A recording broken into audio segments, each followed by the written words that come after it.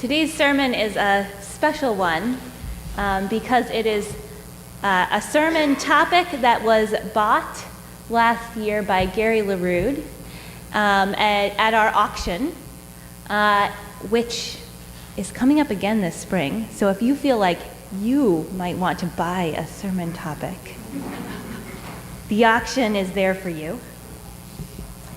And of course, Gary, being who he is, gave me a topic that was big enough for about 20 sermons. So I'm just going to give you one of those.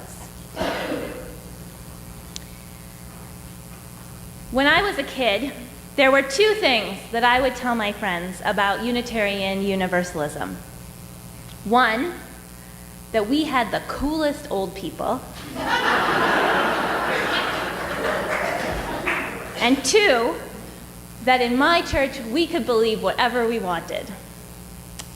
Now I stand by that first statement, though I might now say, because I have a little more of a filter, that we have the coolest elders. But I cringe at that second statement. In fact, the second statement is now one of my biggest pet peeves. If I hear it from a child or from an adult, it's one of the things that tells me that we're actually doing something wrong here. Since the merger in 1961 that created Unitarian Universalism as an entity, Unitarian Universalists have shied away from declaring a common set of beliefs that we hold. We are, after all, a non-creedal faith. By definition, we do not have a specific set of tenets that one must subscribe to in order to be a Unitarian Universalist. There is no doctrinal test that I had to take to become a UU minister. But I think it's a mistake to equate the absence of creed in Unitarian Universalism with the absence of theology. And it does us a disservice when we do. Unitarian Universalist theology is rich and vast, and our theologians, current and historical, are too numerous to name in one sermon. Understanding our Unitarian Universalist theology is a vital part of building a Unitarian Universalist identity that will hold us together and sustain us even in the most challenging times in our lives.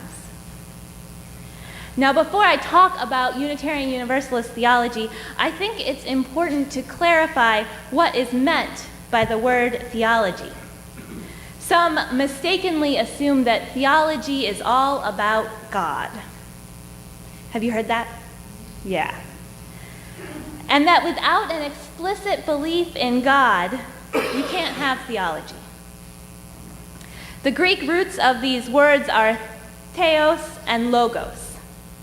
A very simplified translation would be utterances about God.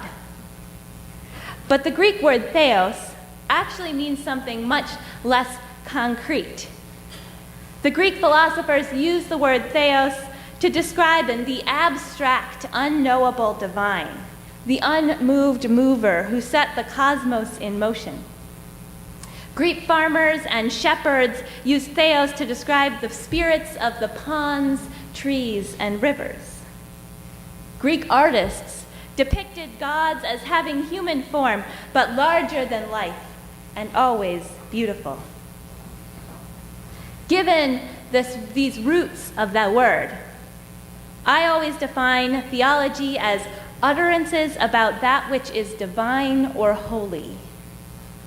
Utterances about that which is divine or holy. In Unitarian Universalism, we view this world we live in and the beings that surround us as holy. So we have a very earthly theology in comparison to some other faiths. Our theology focuses on the nature of this world and the life that we live on this planet. Our focus on this world makes the question of the existence of God a pretty insignificant one for Unitarian Universalist theology, despite the fact that we like to dwell on it rather more than is necessary. This notion of the humanist-theist divide in Unitarian Universalism is a remnant of the 1920s and 1930s Unitarianism, when humanism was just beginning to emerge as a valid way of thinking in the world. In the 20s and 30s, there were some Unitarians who were embracing this new worldview that placed humanity at the center and letting go of any kind of belief in a divine being. There were others at the time who still firmly believed in God and believed that this was an important part of being Unitarian. There were some fierce debates in those years, which got stirred up again when the Unitarians and the Universalists merged in the 60s. The Universalists were still significantly more Christian than the Unitarians at the time of the merger, and so the debate resurfaced. An intense, almost fundamentalist humanism dominated our faith in the 70s and 80s, and I would say we are still in recovery from that. When I was in search for a congregation, I had many opportunities to talk about my own personal theology. And the biggest thing that people wanted to know was if I was a humanist or if I was a theist. Now, I avoided answering this question at all costs because I believe it's a false dichotomy.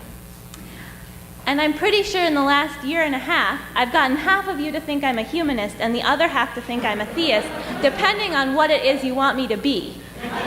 Does that sound right? And you're probably all mostly right about what it is that I believe.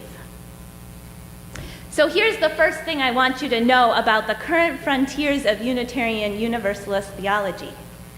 That so-called theist-humanist divide is nowhere to be found. It is simply a non-issue. Kathy and Harry's song declared, "We cannot agree on anything, even a point of view."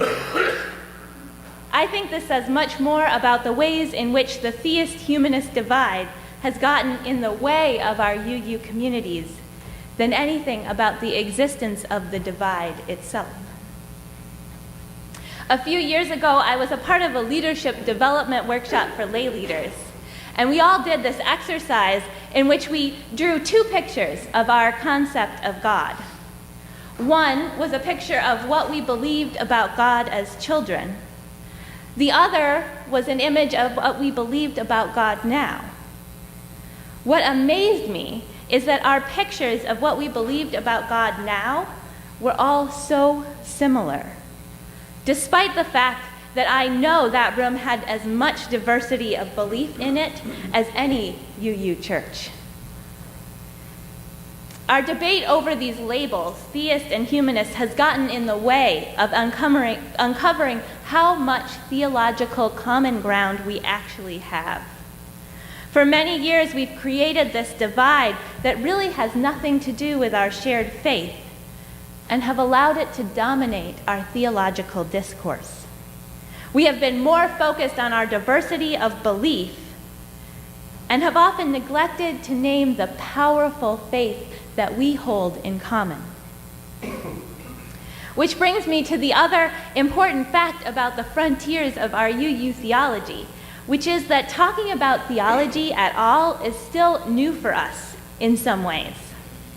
We have plenty of Unitarian theology and Universalist theology, and there's lots of great theology being written down right now.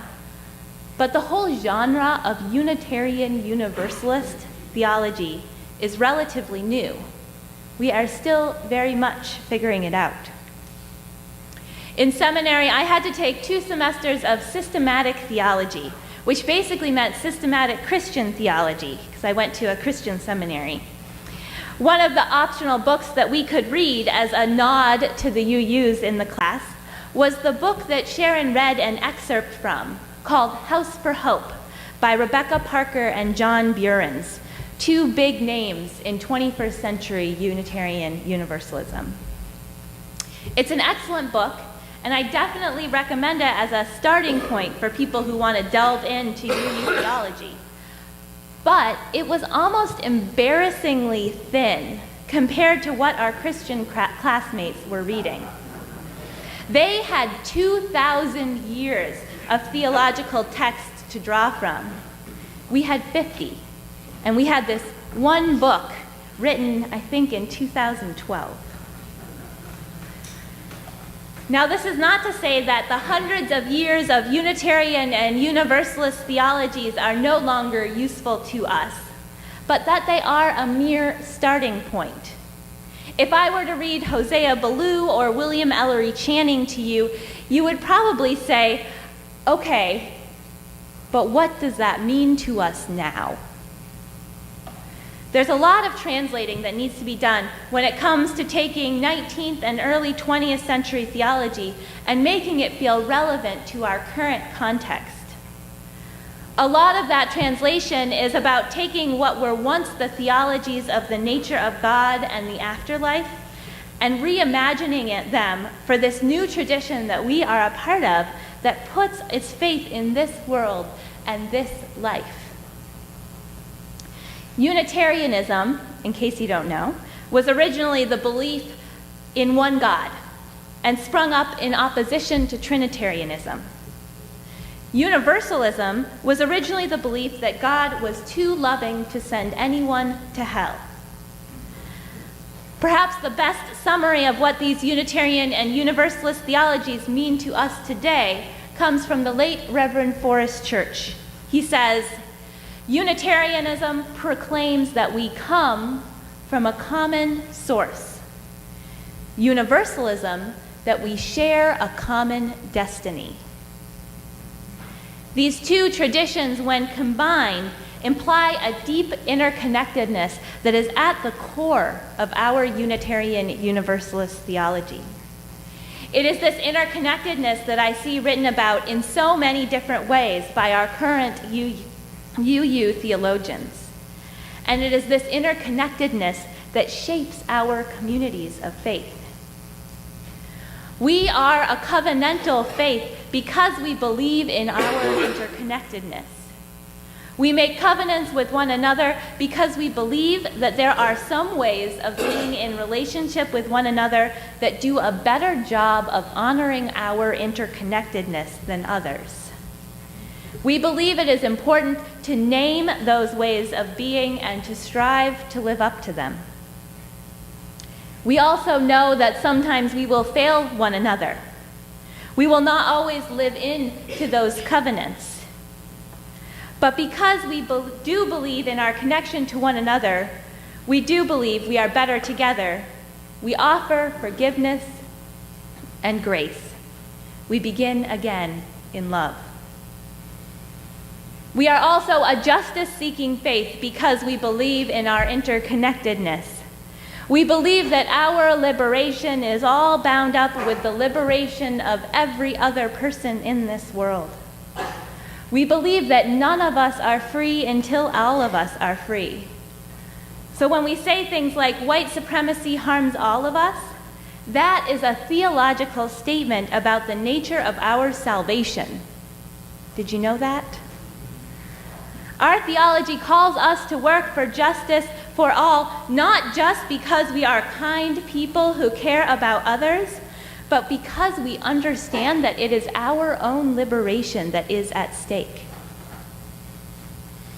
Friends, we do not come to this place because we can believe whatever we want. We could do that anywhere, right? We come to this place because we believe that we are deeply connected to one another and to our earth. And this is a community that helps us figure out how to live out that belief in our everyday lives.